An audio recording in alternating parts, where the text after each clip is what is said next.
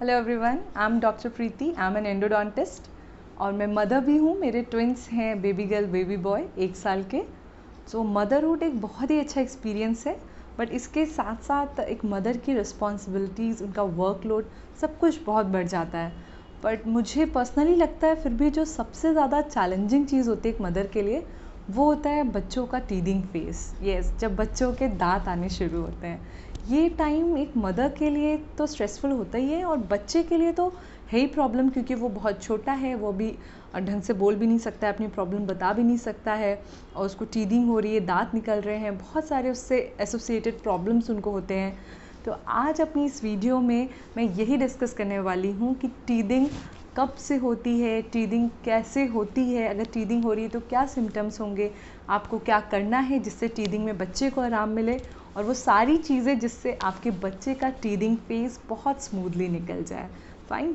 मैं एक मदर हूँ, तो आज मैं एज ए डेंटिस्ट तो आपको सारी एडवाइजेस दूंगी टीदिंग से रिलेटेड। साथ में एज मदर मैं अपने पर्सनल एक्सपीरियंस भी शेयर करूँगी कि मैंने अपने ट्विंस में क्या किया।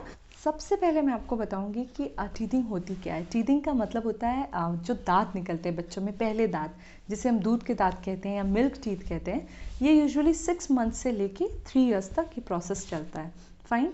बहुत से बच्चों में जो ये टीदिंग या पहले जो दांत आता है, इनिशियल फर्स्ट टूथ, ये आने में टाइम लग जाता है, 1 साल भी लग जाते हैं। तो अगर 1 साल तक भी बच्चे का पहला दांत नहीं आया है तो कोई ज़्यादा प्रॉब्लम की बात नहीं है। बट अगर 1 साल से भी ज़्यादा डिले होता है तो आप अपने डेंटिस्ट या पीडियाट्रिशियन से कंसल्ट करेंगे। फाइन। अब ऐसे क्या सिम्टम्स हैं, ऐसे क्या आपको चेंजेस दिखेंगे अपने बेबी में जिससे आप रिलेट कर सकते हैं कि बच्चे का टीदिंग प्रोसेस स्टार्ट हो चुका है या बच्चे को टीदिंग हो रही है। तो जब आपको लगे कि बच्चे बहुत ज़्यादा क्रैंकी हो गए हैं, बहुत ज़्यादा रो रहे हैं, रात में अच्छे से सो नहीं पा रहे हैं, और बहुत ज़्यादा उनका सलाइवा निकल रहा है, बहुत ज़्यादा थूक निकल रहा है बच्चों का, उनकी जो डाइट है, जो वो दूध पी रहे हैं, वो काफ़ी कम हो गया है, वो रातों में अच्छे से नहीं सो रहे हैं, बार बार जग जा रहे हैं, रो रहे हैं बहुत ज़्यादा, और सबसे इम्पॉर्टेंट कि कुछ भी जो उनको दिखता है वो अपने मुंह में डालने की कोशिश करते हैं, बाइट करने की कोशिश करते हैं, सब कुछ उनको मुंह में चाहिए, खाना है, चबाना है। तो जब वो ऐसा करने लगते हैं तो आप समझ जाइए कि बच्चे का टीदिंग प्रोसेस स्टार्ट हो चुका है, बच्चे के दांत निकलने वाले हैं, इसीलिए वो इतना क्रैंकी है, इतना परेशान है और हर चीज़ अपने मुंह में डाल रहा है। फाइन। तो ऐसे में पहली चीज़ मैं आपको बता दूं सारी मदर्स को कि परेशान नहीं होना है। ये कोई बीमारी नहीं है, ये कोई डिसीज़ नहीं है, ये एक बहुत नॉर्मल बायोलॉजिकल प्रोसेस है जो हर बच्चे में होता है। ये मेरी पर्सनल एडवाइस है कि प्लीज़ कोई भी मेडिकेशन, कोई भी जेल यूज़ करने की कोई ज़रूरत नहीं है। इसके लिए टेंशन नहीं लेना है। बच्चों में जो टीदिंग हो रही है उसके और भी तरीके हैं जो मैं बताऊँगी अभी आपको, वो करने हैं, पर दवाई या मेडिकेशन नहीं लेनी है। अब किस चीज़ के लिए मेडिकेशन लेनी है वो मैं बताती हूँ, या किस चीज़ के लिए आपको टेंशन एक्चुअली लेनी है। वो है कि अगर टीदिंग के टाइम पे बच्चों को फीवर या डायरिया जैसे कि लूज मोशन होते हैं वो हो रहे हैं तो आपको टेंशन लेना है, और तब आपको अपने पीडियाट्रिशियन से कंसल्ट करना है। दांत निकलने की वजह से कभी फीवर नहीं आता, कभी लूज मोशंस नहीं होते, तो ये दांत निकलने के सिम्टम्स नहीं हैं। ये क्यों होता है? क्योंकि बच्चों के दांत निकल रहे हैं तो वो कुछ भी उठा के मुंह में डाल लेते हैं, कुछ भी गंदा नीचे जो पड़ा है, तो इस वजह से उनको इन्फेक्शन हो जाता है, और हमेशा इन्फेक्शन की वजह से बच्चों को फीवर आता है या ये डायरिया लूज मोशंस होते हैं। फाइन। तो अगर बच्चों में ये सिम्टम्स हैं तब आपको टेंशन लेनी है और तब आपको डॉक्टर को कंसल्ट करना है। तब आपको ऐसा नहीं सोचना है कि अरे दांत निकल रहे हैं तो ये तो हो गई, तो इस पर कुछ नहीं ध्यान देना है। नहीं, आपको तब डॉक्टर से कंसल्ट करके जो भी रिक्वायर्ड मेडिकेशन है वो बच्चे को देनी है। तो अब जो इम्पॉर्टेंट चीज़ है कि अब टीदिंग में क्या करना है हमें, तो ऐसे में सबसे ज़्यादा जो रिलीफ बच्चे को देता है वो होता है कुछ भी ठंडी चीज़, या ठंडी चीज़ से आप अगर मसाज करते हैं बच्चों के गम्स को तो इससे बच्चों को बहुत रिलीफ मिलता है। सो ये सबसे पहली चीज़ है या सबसे पहली टिप है जो आपको करनी है।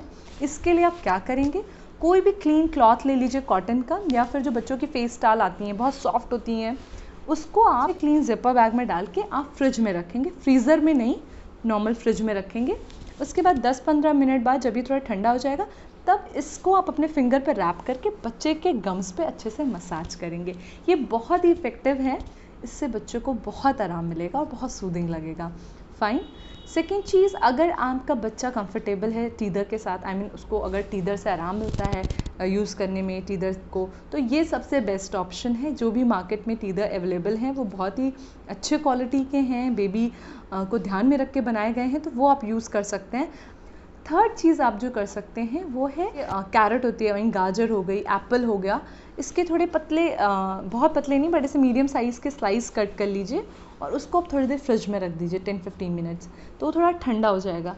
उसके बाद ही आप बच्चों को दीजिए, तो बच्चे उसको बाइट करते हैं, तो एक तो उनको वो ठंडे से कोल्ड जो होता है उनके गम्स में कोल्ड कंप्रेशन से मसाज जो होती है उससे उनको अच्छा लगता है, और सेकंड चीज़ वो कुछ भी बाइट करने से भी उनको बहुत अच्छा लगता है। तो वो एक तरीके का टीदर की तरह काम करता है, प्लस अच्छा भी है हेल्थ के लिए, एंड सेकेंडली आप मतलब बच्चा से इन्जॉय भी करता है क्योंकि उसको लगता है कुछ खाने की चीज़ है, तो वो उसको इन्जॉय ज़्यादा करता है। बट हाँ, थोड़ा सा ध्यान रखें, आई मीन अपने सुपरविजन में रखिए, क्योंकि बच्चे छोटे हैं, अगर बहुत एकदम से अंदर मुंह में ले गए तो चोक कर सकते हैं बच्चे। एक पर्सनल मैं अपनी बात बताऊँ अपने बच्चों से रिलेटेड, तो जैसे मैंने बताया मेरे बच्चों ने कभी टीदर यूज़ नहीं किया, बट हाँ वो बहुत इन्जॉय करते थे। जो हमारे घर के बर्तन होते हैं स्टील के, कटोरी, चम्मच, ग्लास, इनको वो बहुत इन्जॉय करते थे। एंड ट्रस्ट मी, मेरे लिए ये जो बर्तन है घर के, ये सबसे बेस्ट टीदर थे। तो आप एक बार ट्राई कर सकते हैं अगर आपका बच्चा भी इंटरेस्टेड है, क्योंकि स्पून तो मैं नहीं कहूँगी क्योंकि थोड़ा डेंजरस है, बट जैसे बाउल है, ग्लास हो गया, मतलब आपकी नॉर्मल कटोरी होती है, स्टील की ग्लास होता है, बट कोई भी शार्प एजेस ना हो, जो बहुत ही राउंडेड स्मूथ एजेस वाले होते हैं, अगर आप उनको देके देखिए। जैसे मेरे बच्चे बहुत बाइट करते थे ये कटोरी और ग्लास को लेके मुंह में, तो इससे क्या होता था, एक तो स्टील के हैं, बहुत इजी टू स्टरलाइज, मतलब उनको साफ़ करना, क्लीन करना बहुत इजी है। सेकेंड थिंग, थोड़े वो ठंडे, अगर अपने 2 मिनट भी फ्रिज में रख देंगे तो थोड़े ठंडे हो जाते हैं, तो वो बच्चों को बहुत आराम मिलता था उस पर बाइट करने में। और ये बच्चों ने बर्तन, कटोरी, ग्लास, चम्मच को ही टीदर की तरह यूज़ किया है, और आज भी वो उसे ही ज़्यादा इंजॉय करते हैं। तो ये बिल्कुल भी बुरा ऑप्शन नहीं है, आप ट्राई करके देख सकते हैं। अगर आपका बच्चा एंजॉय करता है तो ये सेफ़ भी है और अच्छा भी है। ओके, फिंगर से भी मसाज कर सकते हैं बच्चों के गम्स पे, बट मेक श्योर कि आपके हाथ अच्छे से धुले हों, साफ़ हो, क्लीन हो, उसके बाद ही आप बच्चे के। और हाँ, इम्पॉर्टेंट, आपके नेल्स बिल्कुल भी बढ़े हुए नहीं होने चाहिए, एकदम अच्छे से कट एंड क्लीन होने चाहिए। फिर आप बच्चों के मुंह में उनके गम्स पे अपनी फिंगर से भी मसाज कर सकते हैं, बट ध्यान रखिएगा शहद, हनी, ये सब जो लोग यूज़ करते हैं ये मत करिए। 1 साल तक बच्चों में हम अवॉइड करते हैं शहद देना, तो शहद या किसी और चीज़ से मसाज मत करिए। सिंपली आप अपनी फिंगर से, या जैसे मैंने बोला अपनी फिंगर को थोड़े ठंडे पानी में डिप करके उससे भी आप अपनी फिंगर से भी बच्चों के गम्स पे मसाज कर सकते हैं। इंपॉर्टेंट जो मैं आपको बताना चाहती हूँ वो है, जो बहुत से लोग पूछते हैं कि कैल्शियम बहुत ज़रूरी है क्या ड्यूरिंग टीदिंग, तो मैं आपको बता दूँ ये मैंडेटरी नहीं है। बहुत से डॉक्टर्स नहीं एडवाइस करते हैं, उन्हें नहीं लगता कि कैल्शियम की ज़रूरत है, क्योंकि बच्चा ऑलरेडी मैक्सिमम दूध ही ले रहा है, और जो चीज़ें उस समय वो खाना शुरू करता है इनिशियली वो भी सारी थोड़ी मिल्क बेस्ड ही होती हैं, तो मिल्क में ऑलरेडी इतना कैल्शियम होता है। तो बहुत से डॉक्टर्स, बहुत से पेडियाट्रिशियन आपको कोई कैल्शियम नहीं एडवाइस करेंगे, बट ऐसा भी नहीं है कि इसमें कोई बुराई है। अगर आपके डॉक्टर आपको एडवाइस करते हैं तो आप कैल्शियम दे सकते हैं बच्चों को। होम्योपैथिक भी आती हैं, एलोपैथी भी है, सिरप्स आते हैं। अगर आपने नहीं दिए टीदिंग के टाइम पे कैल्शियम तो भी डेफिनेटली कोई प्रॉब्लम नहीं है।